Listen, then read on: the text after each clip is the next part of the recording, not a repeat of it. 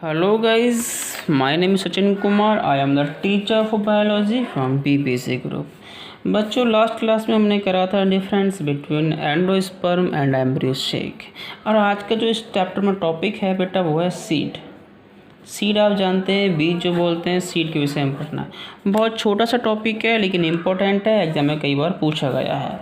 अब सीड होता क्या है भैया, सबसे पहले याद करना कि सीड क्या है भैया, ये आपका फर्टिलाइज्ड ओवल है कि नहीं है। जो ओवल था आपका उसमें जब फर्टिलाइजेशन हुआ तो उसका जो फाइनल प्रोडक्ट बनता है वो सीड होता है। तो seed is the fertilised ovule which is the final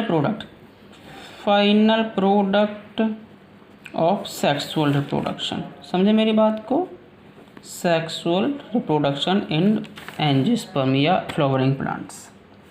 और सीड जो होता है ना, सीड के जो कोट होते हैं, सीड हो उसके चारों तरफ से कोटिंग चढ़ी होती है सीड पर, जो कि 2 होती है। तो सीड कोट कितने होते हैं? 2 होते हैं।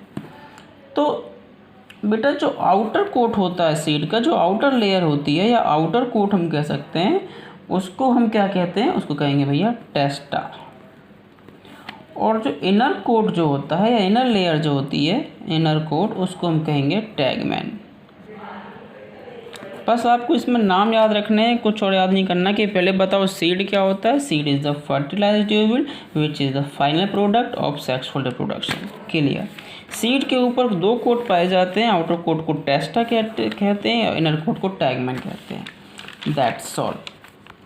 अच्छा, अब एक होता है कोटिलेडॉन्स, या तो आपको पता ही है कोटिलेडॉन्स। मैंने कहा था कि ये बेटा मोनोकोट होते हैं सीड और डाइकोट होते हैं। प्लांट में होते हैं ना मोनोकोट डाइकोट, यानी कि जिस सीड में भैया अगर एक कोटिलेडॉन्स है तो उसे कहेंगे मोनोकोट,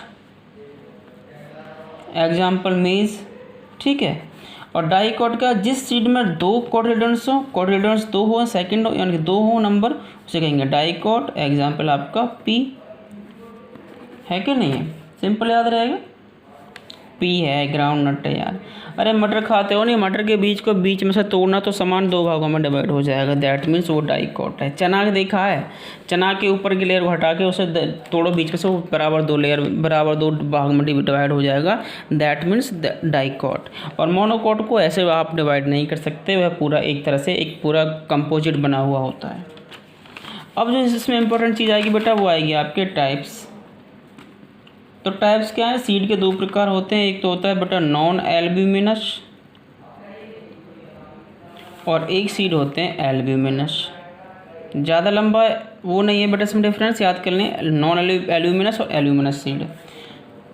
मैं आपको पिक भेज दूंगा, आपको नोट बनाना है, बस समझ लीजिए। नॉन वाले कौन से होते हैं? कि जिसके अंदर बिल्कुल भी एंडोस्पर्म रेजिडुअल नहीं बचता है। देखो एंडोस्पर्म तो सीड में होता है ना, ओवल के अंदर ही होता है।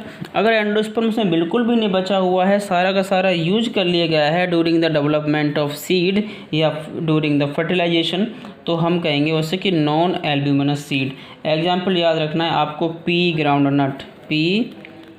नट यानी कि मोस्टली डाइकोट हो गए, ठीक है। वही बात करूँ मैं एल्ब्यूमिनस सीड की, तो इसमें क्या है कि भैया एल्ब्यूमिनस में जो सीड है उसके साथ साथ एंडोस्पर्म भी थोड़ा बहुत रेसिडुअल के रूप में पाया जाता है। एंडोस्पर्म प्रेजेंट होता है थोड़ा बहुत रेसिडुअल। एग्जाम्पल कौन सा आपका? व्हीट हो गया। एग्जाम्पल बेटा जरूर है, व्हीट और मेज, ये मोस्टली क्या होगा, दोनों मोनोकोट हो गए, ठीक है। कभी कभी क्या होता है कि जो सीड होता है ना, यहाँ पर लिख लेंगे नोट करके, जो सीड होता है ना उसमें ना न्यूसेलस भी लगा होता है, थोड़ा बहुत न्यूसेलस भी पाया जाता है कभी। तो जहाँ पे न्यूसेलस लगा हुआ है सीड के साथ में, न्यूसेलस विद सीड, तो बेटा इसको हम क्या कहेंगे? इसको हम कहते हैं पेरिस्पर्म। इस कंडीशन कहते हैं पेरिस्पर्म। एग्जाम्पल लिख लेंगे इसका ब्लैक पीपर, ठीक है। अच्छा, एक कंडीशन और होती है देखो बीज की, ये सीड जो है ना, जब सीड अपनी बिल्कुल इनएक्टिव कंडीशन में होता है तो उसे क्या कहते हैं? डोरमेंसी कंडीशन कहते हैं। ये नाम आप याद रखना, डोरमेंसी क्या होता है कि सीड जब अपनी इनएक्टिव कंडीशन में होता है तो उसको डोरमेंसी कहा जाता है। देखो अभी देखो आपने क्या किया, सभी किसान हैं, सभी फार्मर्स हैं, आप अपने खेत में सभी गेहूं भर के लाए होंगे। तो गेहूं क्या है? This is the form of seed. तो जो गेहूं की फ़िलहाल जो गेहूं आप भर के लाए हैं घर में, वो एक डोरमेंसी कंडीशन में है है कि नहीं है। उसको चाहो तो आप बोरों में भर के रख लो, चाहे अपने टंकी में भर लो, चाहो उसको 2 साल रख लो, वो कुछ नहीं, जैसा है वैसा के वैसे रहेगा। मेरी बात समझ पा रहे हैं? सीड कोई डिग्रेड नहीं होगा, ना ही इंक्रीज होगा, जैसा है वैसा के वैसे ही रहेगा। तो वो अपने डोरमेंसी कंडीशन में है। ऐसा क्यों होता है कि अगर सीड के अंदर से जो मॉइस्चर है वह कुल उसके टोटल वेट का 10 से 15% रह जाए, जो उसके 100% जो मॉइस्चर है अगर वो मात्र 10 से 15% रह गया किसी सीड के अंदर, जो मॉइस्चर कंटेंट है यानी वाटर है, तो भैया वो सीड जो है डोरमेंसी कंडीशन को अचीव कर लेता है। और डोरमेंसी कंडीशन को आसानी से ईजी टू यूज होता है, ईजी टू ट्रांसपोर्ट होता है। आप उसे देखो, खेत में हुआ था, डोरमेंसी बन गया, आपने बोरा में भरा, उसे निकल घर ले आए, आप घर पर आए, आपने उठा के बोरा में बेच दिया या कहीं घर में रख दिया कहीं और जगह, समझ पा रहे हैं? तो फिलहाल डोरमेंसी कंडीशन में है। लेकिन अगर चाहें तो आप इसी सीड को उठाकर खेत में ले जाकर डाल दीजिए, तो वहाँ पे जो क्या होगा कि वहाँ पे जो माइक्रोपाइल एंड जो होता है ओव्यूल का, वहाँ पे एक छोटा सा स्पोर होता है, यानी कि छेद होता है। और पोर के थ्रू क्या होगा, ज़मीन में जो वाटर की प्रेजेंस है वो वाटर माइक्रोपाइल स्पोर के थ्रू उस सीड के अंदर जाएगा। जो दोनों लेयर हैं सीड की टेस्टेड टैगमेंट को क्रॉस करता हुआ माइक्रोपाइल पोर से अंदर जाएगा, और अंदर जाके बेटा उसमें मॉइस्चर पहुँचेगा और वो एक्टिव कंडीशन में आ जाएगा। समझ पाए मेरी बात को? तो फिर वो वहाँ पे उसमें तो क्या होगा, रेडिकल बनेंगे, प्लूमे बनेंगे, यानी कि वो अंकुरित हो जाएगा। समझे मेरी बात को?